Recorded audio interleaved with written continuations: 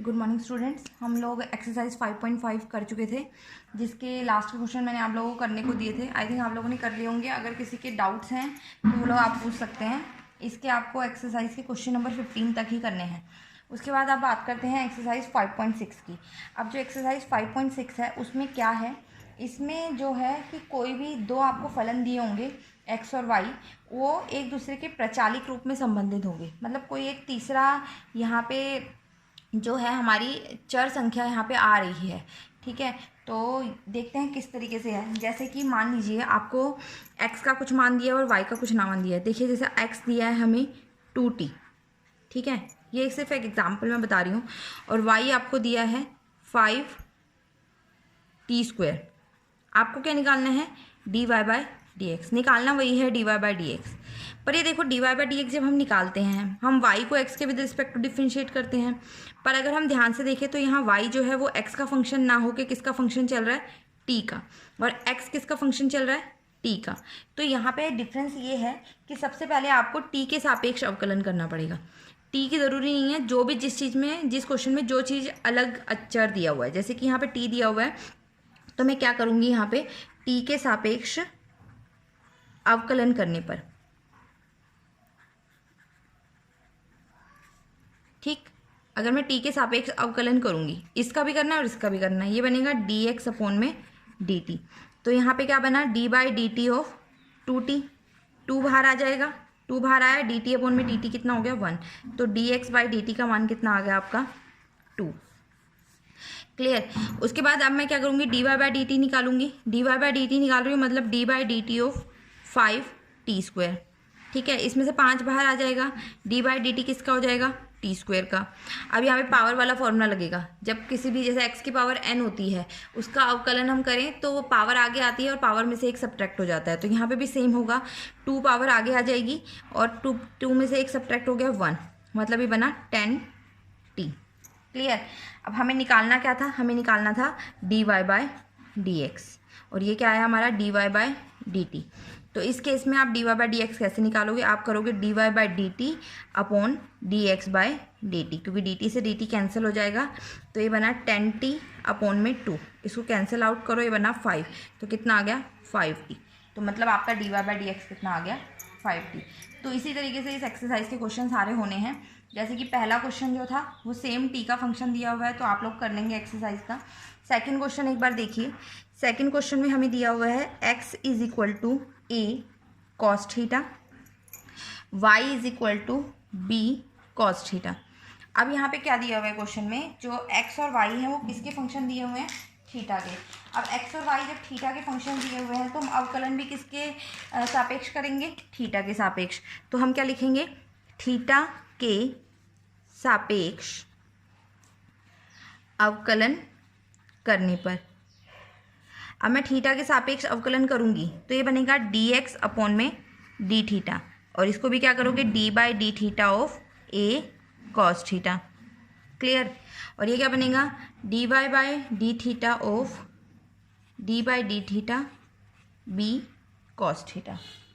Clear. अब देखो a और b तो कांस्टेंट है, कांस्टेंट हम बाहर आ जाती है, तो अगर मैं इसमें से a बाहर ले लूँ और cos थीटा का डिफरेंशिएशन कितना कर होता है, माइनस साइन थीटा, तो ये कितना आ जाएगा -a साइन थीटा।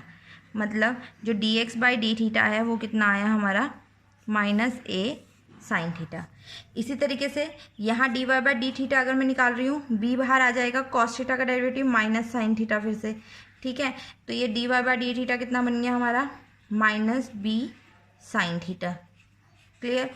तो अब हमारे पास dx/d निकल गया, dy/d निकल गया। हमें एक्चुअल में निकालना क्या था, dy/dx। तो अगर मैं dy/dx निकाल रही हूँ, dy/dx का मान क्या होगा, dy/d अपॉन में dx/d।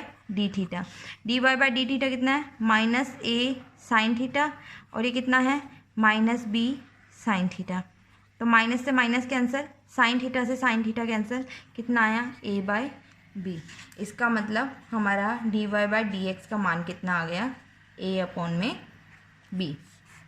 तो ये जो है इस एक्सरसाइज का कंसेप्ट है। इस एक्सरसाइज में सारे क्वेश्चन हमें ऐसे ही दिए हुए हैं।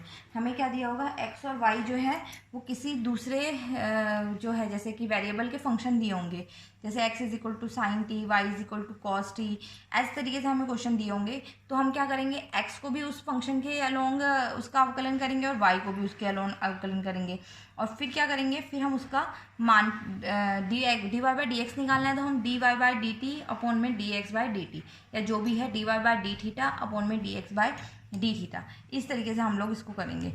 तो आप इसके क्वेश्चन नंबर 6 तक ट्राई करेंगे। एक क्वेश्चन और मैं करवा देती हूँ। 5th क्वेश्चन देखिए आप लोग।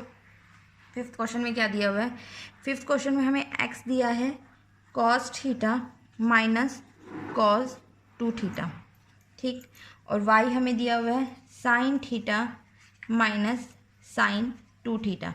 अब हम देखें x और y किसके फंक्शन चल रहे हैं, थीटा के, तो हम अवकलन किसके सापेक्ष करेंगे, थीटा के। तो सबसे पहला काम हम ये करेंगे, थीटा के सापेक्ष अवकलन करने पर, ठीक है। तो हम थीटा के सापेक्ष जब अवकलन करेंगे, ये क्या बनेगा, dx अपॉन में डी थीटा, और ये क्या बनेगा, d by d theta of cos theta minus cos 2 theta, और इधर साइड क्या बनेगा, dy बाई डी थीटा, और ये क्या बनेगा, d by d theta of sine theta minus sine 2 theta, ठीक है। अब हम क्या करेंगे, अलग अलग कर देते हैं। d बाई डी थीटा किसका बनेगा यहाँ पे, कॉस थीटा का, minus d by d theta किसका बनेगा, कॉस 2 थीटा का, क्लियर। और इधर भी क्या बनेगा, d by d theta of sine theta minus d by d theta of sign 2 theta. मैं दोनों चीज़ों को साथ साथ चला रही हूँ। ये देखिए कॉस का डेरिवेटिव कितना होता है, माइनस साइन थीटा, तो ये बन गया माइनस साइन थीटा। अब ये देखो कॉस 2 थीटा का डेरिवेटिव भी क्या होगा, माइनस साइन 2 थीटा, और फिर डेरिवेटिव किसका हो जाएगा, 2 थीटा का, क्योंकि यहाँ पे हमने इसलिए नहीं किया क्योंकि थीटा का डेरिवेटिव 1 हो जाएगा, इसलिए लिखने की ज़रूरत नहीं है। यहाँ पे देखो साइन का derivative cos theta, sine 2 theta का डेरिवेटिव कॉस 2 थीटा, फिर 2 थीटा का डेरिवेटिव, क्लियर। तो ये बना हमारा माइनस साइन थीटा, और माइनस माइनस कितना हो जाएगा, प्लस 2 थीटा का डेरिवेटिव, 2 बाहर आ जाएगा, थीटा का डेरिवेटिव 1, तो 2 को मैं यहाँ लिख रही हूँ साइन 2 थीटा, क्लियर। ये आ गया आपका dx अपॉन में डी थीटा। अब बात आती है dy बाई डी थीटा की। तो ये देखिए ये बना था कॉस थीटा, ये बना 2 थीटा का डेरिवेटिव, वापस 2 आएगा तो 2 बाहर आ जाएगा, 2 कॉस 2 थीटा। हमें क्या निकालना था, dy बाई डी एक्स, तो वो क्या बनेगा हमारा, dy upon D theta upon dx upon D theta. तो दोनों के मान को यहाँ रख देते हैं हम, दोनों मान हमारे पास हैं।